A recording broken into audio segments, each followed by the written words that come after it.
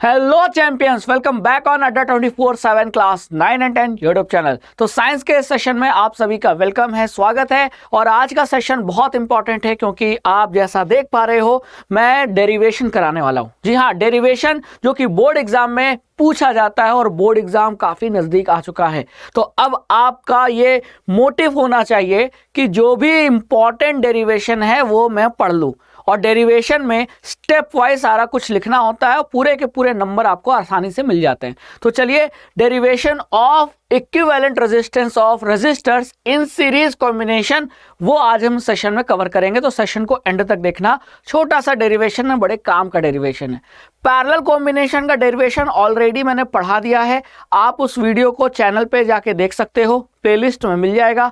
लेकिन सीरीज का डेरिवेशन बाकी था। तो अगर बहुत सारे रेजिस्टर्स सीरीज में कंबाइंड हो तो उनके इक्विवेलेंट रेजिस्टेंस को कैसे फाइंड आउट करते हैं, उसका फॉर्मूला क्या है, वो फॉर्मूला हम डिराइव करने वाले हैं, है ना। फॉर्मूला आपको पता है, हम सीधे सारे रेजिस्टेंस का क्या कर देते हैं, सम कर देते हैं। लेकिन वो फॉर्मूला आया कैसे, तो उसका डेरिवेशन आज के सेशन में पढ़ने वाले हैं। तो चलिए बिना किसी देरी के हम स्टार्ट करते हैं। ठीक है, देखिए सीबीएसई में प्रीवियस ईयर क्वेश्चन देखो पूछा जा चुका है और इसी क्वेश्चन को कराने के लिए मैं आपको डेरिवेशन बता रहा हूं। देखो क्या लिखा है, derive an expression for the equivalent resistance of three resistors of resistance R1 R2 R3 connected in series. यानी तीन रेजिस्टर्स है, एक का रेजिस्टेंस R1 है, दूसरे का R2 है और तीसरे का रेजिस्टेंस R3 है। और इन तीनों रेजिस्टर्स को अगर हम सीरीज में कनेक्ट करते हैं तो इन सीरीज का कंबाइंड यानी इक्विवेलेंट रेजिस्टेंस क्या होगा, उसका फॉर्मूला डिराइव कीजिए। तो ये सीबीएसई का प्रीवियस ईयर क्वेश्चन है जो पूछा जा चुका है। तो इसी क्वेश्चन को अगर आपको एग्जाम में ये क्वेश्चन फिर से आ गया तो आप कैसे डिराइव करोगे, वो सारा कुछ स्टेप मैं बताने वाला हूं। जैसे जैसे मैं बताऊंगा वैसा वैसा एग्जाम में लिख देना, फुल का फुल नंबर मिलेगा, है ना। बहुत काम का है, कई बच्चे इसको छोड़ देंगे लेकिन मुझसे पढ़े बच्चे कभी इस क्वेश्चन को नहीं छोड़ेंगे और फुल में फुल नंबर लेकर आएंगे। ठीक है, अब इस डेरिवेशन को स्टार्ट करने के पहले एक छोटा सा कंसेप्ट आपको बताता हूं। वो कंसेप्ट आपको याद रहेगा तब डेरिवेशन समझ में आएगा, है ना। मान लीजिए कोई रजिस्टर्स है, मान लीजिए कोई रजिस्टर है। तो ये एक रजिस्टर जिसका रेजिस्टेंस मान लेते हैं कितना, 3 ओम। ठीक है, और कुछ इस डायरेक्शन में क्या फ्लो हो रहा है, करंट फ्लो हो रहा है। करंट की वैल्यू मान लेते हैं 2 एम्पियर। ठीक है, तो अगर करंट के डायरेक्शन में आप रजिस्टर्स के एक एंड से दूसरे एंड के तरफ जाएंगे, जैसे कि मान लेते हैं ये पॉइंट है आपका ए, है ना, ये पॉइंट है ए और ये पॉइंट है बी। इस पॉइंट का पोटेंशियल VA और इस पॉइंट का पोटेंशियल VB। क्लियर। तो करंट के डायरेक्शन में, अब करंट कैसे जा रहा है आप देख पा रहे हो, डायरेक्शन, एरो का डायरेक्शन किसका डायरेक्शन है, करंट का डायरेक्शन। तो मैं करंट के डायरेक्शन में अगर रेजिस्टर्स के एक एंड से दूसरे एंड की तरफ जाऊंगा तो जो पोटेंशियल है वो क्या होगा, ड्रॉप होगा, डिक्रीज होगा। यानी कि VA का पोटेंशियल, VA जो पोटेंशियल है वो ज्यादा होगा किससे, VB से, क्योंकि मैं करंट के डायरेक्शन में जा रहा हूं। तो जब भी किसी रेजिस्टर्स में आप करंट के डायरेक्शन में एक एंड से दूसरे एंड की तरफ जाएंगे तो पोटेंशियल हमेशा डिक्रीज होगा। यानी कि मैं करंट के डायरेक्शन में गया तो VA जो पोटेंशियल है और VB पोटेंशियल है, तो कौन ज्यादा होगा, VA ज्यादा होगा, VB कम होगा। यानी पोटेंशियल क्या हुआ, डिक्रीज हुआ। तो अगर मुझे पोटेंशियल डिफरेंस निकालना हो कि इन रेजिस्टर्स के इन दो एंड के क्रॉस पोटेंशियल का डिफरेंस क्या होगा, तो वो कैसे निकालूंगा, ओम्स लॉ से। तो पोटेंशियल डिफरेंस क्या ले लिया मैंने, VA माइनस VB। VA ज्यादा है, VB कम है, तो डिफरेंस क्या हुआ, VA minus VB equal to, Ohm's law क्या कहता है, V इजकल टू IR। तो यहां I कितना है, 2 एम्पियर, तो यहां मैं I की जगह 2 एम्पियर रख दूंगा और R कितना है, 3। ठीक है, बात समझ में आ गई। यानी मैं यहां R मान के चल रहा हूं। ठीक है, एक्चुअली में तो R ही होता है ना। तो I की वैल्यू 2 एम्पियर, R की वैल्यू 3 ओम, तो 3 इंटू 2 करोगे तो पोटेंशियल डिफरेंस कितना आ जाएगा, 6 वोल्ट। ठीक है, ये तो एक रैंडम मैंने वैल्यू एज्यूम कर ली थी। यानी कुल मिलाकर आपको यह समझाना था कि जब आप किसी रजिस्टर के अक्रॉस जाते हो, करंट के डायरेक्शन में जाते हो, ध्यान रखना करंट के डायरेक्शन में, तो रजिस्टर में करंट के डायरेक्शन में चलते हुए पोटेंशियल क्या हो जाता है, डिक्रीज हो जाता है। ठीक है, तो पोटेंशियल डिक्रीजेस, ये ध्यान रखना है। क्लियर? करंट के डायरेक्शन में पोटेंशियल डिक्रीज होता है। ठीक है, चलिए अब आगे चलते हैं। अब क्वेश्चन स्टार्ट करते हैं डेरिवेशन। तो डेरिवेशन में सबसे पहला काम करना है, आपको ये सर्किट डायग्राम बनाना है जिसमें आपको दिखाना है कितने रजिस्टर, 3 रजिस्टर, क्योंकि देखो क्वेश्चन मैंने जो पूछा था उसमें कितने रजिस्टर दिए थे, याद करो सीबीएसई के इस प्रीवियस ईयर क्वेश्चन में यहाँ देखो 3 रजिस्टर्स दिए, तो आपको सर्किट डायग्राम में भी कितने रजिस्टर शो करना है, 3, और सभी का जो रेजिस्टेंस है वो आपको क्या दिखा देना है, R1 R2 R3। तो ये डायग्राम बनाना है। ठीक है, डायग्राम मेरे साथ आप बनाइए। तो पहला रजिस्टर, दूसरा रजिस्टर, तीसरा रजिस्टर, पहले रजिस्टर का रेजिस्टेंस R1, दूसरे का R2, तीसरे का R3। बात समझ में आ गई? और फिर आपको इसे बैटरी से कनेक्ट कर देना है। किससे कनेक्ट कर देना है? बैटरी से। और इस सर्किट डायग्राम में आपको एमीटर भी लगाना है, जैसा कि आप यहां देख पा रहे हो। तो एमीटर चाहे यहां लगा दो, चाहे यहां लगा दो। तो मैंने क्या किया, एमीटर यहां लगा दिया। ये क्या किया मैंने, एमीटर लगा दिया। तो बैटरी के पॉजिटिव से एमीटर का पॉजिटिव और इधर निगेटिव। ठीक है, बात समझ में आ गई? और फिर आपको पोटेंशियल वोल्ट मीटर भी लगाना है। तो आपको पता है वोल्ट मीटर किस में लगाते हैं, पैरेलल में। तो आपने क्या किया, एक वोल्ट मीटर भी लगा दिया। बात समझ में आ गई? और फिर इस सर्किट में स्विच लगा दिया। ठीक है, तो यहां मैं क्या करता हूं, स्विच लगा देता हूं। तो कुछ ऐसा आपको सर्किट डायग्राम बनाना है। वही सर्किट डायग्राम यहां आपको दिखाई दे रहा है। बात समझ में आ गई? तो इस सर्किट डायग्राम को ध्यान से देख लीजिए। सबसे पहले आपको सर्किट डायग्राम बनाना है, और सर्किट डायग्राम बनाने के बाद लिखना होगा, जैसा मैंने लिखा है वैसा ही लिखना होगा। क्या? लेट, आपने एज्यूम किया है ना, तो let us consider the arrangement of 3 registers R1 R2 R3 joint in series. तो आप ये देख पा रहे हो कि ये तीनों रजिस्टर्स किसमें कंबाइंड है, किसमें जुड़े हुए हैं, सीरीज में जुड़े हुए हैं। तो ऐसा आपको कंसीडर करना है। तो कंसीडर करने के लिए पहले तो सर्किट डायग्राम बनाइए एग्जैक्ट ये वाला, और फिर ये चीजें लिखनी होंगी कि लेट अस कंसीडर 3 रजिस्टर्स जिनका रेजिस्टेंस R1 R2 R3 है, और उन्हें हमने कॉम्बिनेशन में जोड़ा है। किस कॉम्बिनेशन में? सीरीज कॉम्बिनेशन में। ठीक है, किसके साथ? बैटरी के साथ, जैसा कि शो किया गया है फिगर में। तो पहले तो आपको ये लिखना होगा। ठीक है, और लिखने के बाद आपको ये डायग्राम बना देना है। चाहो तो पहले डायग्राम बना दो फिर लिख दो। ठीक है, तो पहला स्टार्ट यहां से होगा सॉल्यूशन। तो आपने एज्यूम कर लिया, सर्किट डायग्राम बना लिया। अब आगे चलते हैं। अगर अब मैं ध्यान से देखूं तो सर्किट डायग्राम को अगर आप ध्यान से देखोगे तो बैटरी से जो करंट फ्लो हो रहा है, मान लेते हैं करंट फ्लो हो रहा है I, तो ये करंट फ्लो आपको दिखाना होगा सर्किट डायग्राम में। एरो मिस मत करना, नहीं तो चीजें गलत हो जाएगी, कुछ नंबर कट जाएंगे। सारे नंबर नहीं कटेंगे, लेकिन एटलीस्ट कुछ नंबर, 1 नंबर, आधा नंबर तो काट लेगा एग्जामिनर। तो करंट का डायरेक्शन आपको यहाँ दिखाना है कि करंट ऐसे जा रहा है। ठीक है, और ऐसे जाने के बाद वापस बैटरी के नेगेटिव टर्मिनल में एंटर कर गया। तो पॉजिटिव टर्मिनल से करंट निकला और नेगेटिव टर्मिनल में एंटर कर गया। तो हमने करंट कितना माना है? I। तो इसको लिखना होगा कि current I is flowing through the circuit. Let us consider current I is flowing in the circuit. तो ये एज्यूम किया है कि आपने कि करंट, कितना करंट फ्लो हो रहा है सर्किट में? I करंट फ्लो हो रहा है। ठीक है, तो ये एज्यूम कर लिया। क्लियर? अब आगे चलते हैं। अब आपको ध्यान रखना है, अब आपको यहां पहला जो रजिस्टर है, पहले रजिस्टर के 2 एंड, एक एंड को A मार्क करना है, दूसरे एंड को B मार्क करना है। पहला रजिस्टर, इसका एक एंड A, दूसरा एंड B। ठीक है, फिर दूसरा रजिस्टर, इसका एक एंड तो B हो गया, दूसरा एंड C। और तीसरा रजिस्टर, उसका एक एंड C हो जाएगा और तीसरा इसका अगला एंड हो जाएगा क्या? आपका D। ठीक है, तो A और B के बीच में R1 है बी और सी के बीच में, ये बी और सी ए बी सी क्या है, ये ए बी सी पॉइंट्स है, ठीक है। अगर कोई रजिस्टर है तो रजिस्टर का आपको पता होगा, मैंने बताया भी है कि अगर कोई रजिस्टर है तो उसके दो एंड होते हैं ना, है कि नहीं। तो यहां 3 रजिस्टर है तो तीनों के दो दो एंड है ना।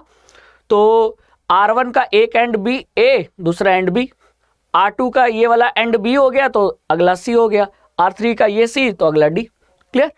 अब आपसे कोई पूछे कि बताओ ए पॉइंट और बी पॉइंट के बीच का जो पोटेंशियल डिफरेंस है वो कितना है, तो ये हमने एज्यूम कर लिया कि R1 के अक्रॉस, अभी आपने पढ़ा था, मैंने बताया था कि रजिस्टर के अक्रॉस जब करंट फ्लो होता है तो पोटेंशियल डिक्रीज होता है। तो हमने मान लिया कि पहले रजिस्टर में कितना पोटेंशियल ड्रॉप हुआ, V1,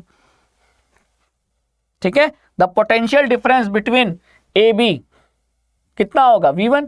जितना पोटेंशियल डिक्रीज हुआ है वही तो आपका पोटेंशियल ड्रॉप है।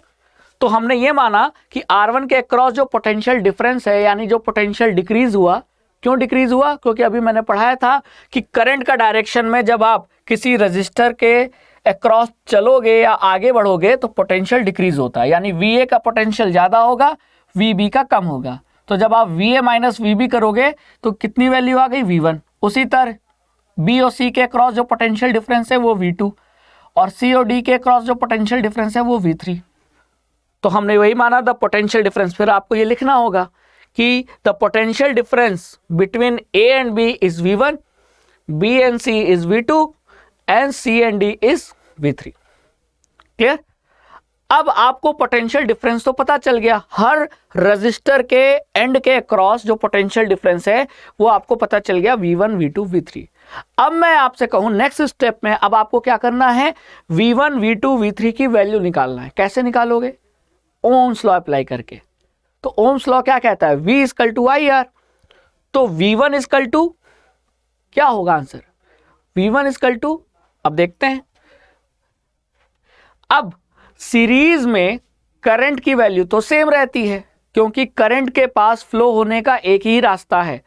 तो जितना करंट बैटरी से निकलेगा उतना करंट पहले रजिस्टर में जाएगा, उतना ही करंट R2 में जाएगा, उतना ही करंट R3 में जाएगा। तो तीनों में तो करंट की वैल्यू तो आई रहेगी, ठीक है। तो अगर मैं ओम्स लॉ लगाऊंगा और मुझे V1 की वैल्यू चाहिए तो V1 इक्वल टू क्या होगा, करंट कितना, I इंटू R। अब R कौन सा मैं रखूंगा, तो पहले रजिस्टर का, तो पहले रजिस्टर का क्या हो गया, R1। तो I इंटू R1 ये V1 की वैल्यू हो गई। उसी तरह V2 की वैल्यू क्या हो जाएगी, I इंटू R2, V3 की वैल्यू I इंटू R3। और ये सब आया कहां से, ओम्स लॉ से आया, है ना। तो यहां आप क्या देख रहे हो, I की वैल्यू सेम है, इसीलिए हर इक्वेशन में आपका I यूज किया है। तो हमने V1, V2, V3 की वैल्यू निकाल ली। सबसे पहला काम V1, V2, V3 की वैल्यू निकालना है, वो हमने निकाल लिया, ठीक है। अब आगे चलते हैं, ठीक है। अब जरा डायग्राम को ध्यान से देखो। तो डायग्राम, अगर आप सर्किट डायग्राम जो हमने अभी ड्रॉ किया है, इस डायग्राम को अगर आप ध्यान से देखोगे तो बैटरी का पोटेंशियल यहां कितना है, बैटरी का पोटेंशियल V है। और आप ये एक्सपेरिमेंट से पाओगे, और एक्सपेरिमेंट से ऐसा प्रूव हुआ कि सभी पोटेंशियल यानी V1 और V2 और V3 को ऐड कर दें तो ये वैल्यू किसके पोटेंशियल के बराबर होगा, बैटरी के पोटेंशियल के बराबर होगा। ये कहां से आया, एक्सपेरिमेंट से। तो नेक्स्ट आपको क्या लिखना है, नेक्स्ट ये लिखना है कि from the experiment it was found that V किसका पोटेंशियल डिफरेंस है, बैटरी का। तो V that is the potential difference of battery is equal to the sum of potential difference across each register. तो हर रजिस्टर के across potential difference कितना माना है, R1 के अक्रॉस V1, R2 के अक्रॉस V2 और R3 के अक्रॉस V3। तो इन तीनों का सम कर दे, V1 plus V2 plus V3 कर दे तो इसकी वैल्यू किसके बराबर आएगी, द पोटेंशियल ऑफ बैटरी। तो V इक्वल टू, बैटरी का पोटेंशियल डिफरेंस कितना माना है V, तो V इक्वल टू क्या हो जाएगा, V1 plus V2 plus V3। ये आपका पहला इक्वेशन है, ठीक है। ये आपका क्या है, पहला इक्वेशन। क्लियर। अब आप क्या करोगे, अब आपको पता है कि हमने V1 की वैल्यू निकाल दी यहां से, V2 की वैल्यू यहाँ से निकाल ली, V3 की वैल्यू यहाँ है, तो बस इस वैल्यू को हमको यहाँ पुट करना है। लेकिन उसके पहले V की वैल्यू भी तो निकालनी होगी, और सारी वैल्यू निकालने के बाद इस इक्वेशन में पुट कर देंगे तो हमारा आंसर आ जाएगा, है ना। तो पहले V निकालना है, तो अब V कैसे निकाले, तो चलो मान लेते हैं, हमने मान लिया कि इन तीनों रजिस्टर का जो कंबाइंड रेजिस्टेंस है, इक्विवेलेंट रेजिस्टेंस, वो है R इक्विवेलेंट। तो आपको ये लिखना पड़ेगा कि let the equivalent resistance of the combination of registers in series is equal to R equivalent. यानी ये जो तीन रजिस्टर सीरीज में कनेक्टेड है, इन तीनों का अगर रेजिस्टेंस कंबाइंड कर दे तो जो वैल्यू आएगी उस वैल्यू को हमने क्या मान लिया, R इक्विवेलेंट। तो इन तीनों को मैंने रिप्लेस कर दिया एक रजिस्टर से जिसकी वैल्यू कितनी होगी, R इक्विवेलेंट, है ना। तो यहां मैंने ये देखो, ये एरो क्या बता रहा है, एरो बता रहा है कि इस सर्किट डायग्राम को हम ऐसे भी ड्रॉ कर सकते हैं कि इन तीनों का जो कंबाइंड रेजिस्टेंस है वो हमने कितना मान लिया, R इक्विवेलेंट। तो इन तीन की जगह मैंने एक रजिस्टर ड्रॉ किया जिसका रेजिस्टेंस R इक्विवेलेंट है, और बैटरी यहां हमने बना दी, और करंट कितना फ्लो हो रहा है, I। तो इसी सर्किट डायग्राम को हम ऐसे बना सकते हैं, ठीक है। अब मैं आपसे पूछूं कि इस सर्किट डायग्राम को अगर आप ध्यान से देखो तो V की वैल्यू कैसे निकालोगे, तो ओम्स लॉ से V equal to IR। I कितना है, तो I जो यहां फ्लो हो रहा था उतना ही I तो यहां भी फ्लो होगा ना, क्योंकि वही सर्किट डायग्राम है, ठीक है। तो I की वैल्यू तो I रहेगी, लेकिन R की वैल्यू क्या हो जाएगी, R इक्विवेलेंट, क्योंकि हमने एज्यूम कर लिया है तीनों का कंबाइंड रेजिस्टेंस कितना है, R इक्विवेलेंट। तो अब आपका ये जो V की वैल्यू होगी वो क्या आएगी, V is equal to I into R, लेकिन R कौन सा, R इक्विवेलेंट। तो V1, V2, V3 की वैल्यू आ गई, और V की वैल्यू अब हमने निकाल लिया, ये इक्वेशन नंबर 2 है, ठीक है। तो जरा प्रीवियस इक्वेशन को ध्यान से देखो, V1 की वैल्यू अभी आपने निकाली, I into R equivalent, V1, V2, V3 की वैल्यू आपको यहां से पता है। तो जब आपको सारी वैल्यू मिल गई तो आप इस इक्वेशन में पुट कर दो, है ना, ठीक है। तो फिर कंबाइनिंग इक्वेशन 1 और 2, अगर हम इक्वेशन 1 और 2 को कंबाइन करते हैं तो हमको इक्वेशन 1 क्या था, ध्यान से देखो, V equal to V1 plus V2 plus V3। V की जगह हमने क्या लिखा, I इंटू R इक्विवेलेंट।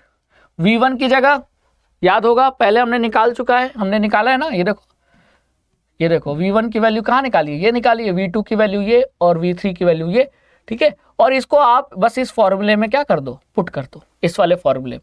तो जब आप पुट करोगे तो आपको ये इक्वेशन मिलेगा, जी हाँ। तो ये सब आपको लिखना है, जैसा जैसा मैंने लिखा है वैसा वैसा आपको लिखना है। अब आप इस इक्वेशन को लिखने के बाद क्या देखते हो कि I की वैल्यू तो सेम है, तो I इस इक्वेशन से क्या हो जाएगा, कट हो जाएगा। तो बचेगा क्या, बचेगा R equivalent is equal to R1 plus R2 plus R3। और यही हमको पता है कि सीरीज में अगर सारे रेजिस्टर्स का रेजिस्टेंस ऐड कर दें तो वो किसके बराबर हो जाता है, इक्विवेलेंट रेजिस्टेंस के बराबर हो जाता है। तो वो फॉर्मूला जो है वो यहीं से तो आया है, डिराइव कर लिया हमने, ठीक है। तो ये डेरिवेशन आपका यहाँ कंप्लीट हो जाता है। अगर आपने यहाँ तक लिख दिया तो आपको फुल के फुल नंबर मिलेंगे। तो जैसा मैंने बताया है उसी सीक्वेंस में आपको लिखना है, ठीक है, क्लियर। चलिए तो आगे चलते हैं। तो कंक्लूजन क्या निकला, कंक्लूजन ये निकला कि अगर बहुत सारे रजिस्टर्स को आप सीरीज में कंबाइन करते हैं तो उन रजिस्टर्स का कंबाइंड रेजिस्टेंस यानी इक्विवेलेंट रेजिस्टेंस किसके बराबर होता है, इंडिविजुअल रेजिस्टेंस के सम के बराबर होता है। वही चीज यहां लिखा है कि thus we can conclude that when several resistors are joined in series then the resistance of the combination यानी R equivalent equals to the sum of individual resistance. उनके इंडिविजुअल रेजिस्टेंस का सम कर दें तो कंबाइंड यानी equivalent resistance निकल के आ जाता है उस सीरीज कॉम्बिनेशन का, ठीक है। तो ये हमने डेराइव कर लिया। तो इस तरीके से आपका ये डेरिवेशन कंप्लीट होता है। तो आई होप कि आपको इस डेरिवेशन से बहुत फायदा मिलेगा। अगर क्वेश्चन आ गया तो आप लोग बाकी बच्चों से आगे निकलोगे, क्योंकि बाकी बच्चे हो सकता है इस क्वेश्चन को छोड़ दें या डिराइव ही ना कर पाएं, या डिराइव करें तो स्टेप सही से ना लिख पाएं। लेकिन अब आपको ये सारे स्टेप्स क्लियर हैं, तो इसी सीक्वेंस में जैसा मैंने बोला है लिखने को, ऐसा इक्वेशन लिख देना और लास्ट में डिराइव हो जाएगा आपका और फुल के फुल नंबर मिलेंगे। तो इस क्वेश्चन को बताने के लिए मैंने ये सेशन आपको लेकर आया था आपके लिए। तो thank you so much for this session. मिलते हैं नेक्स्ट सेशन में। जय Hind. Thank you so much.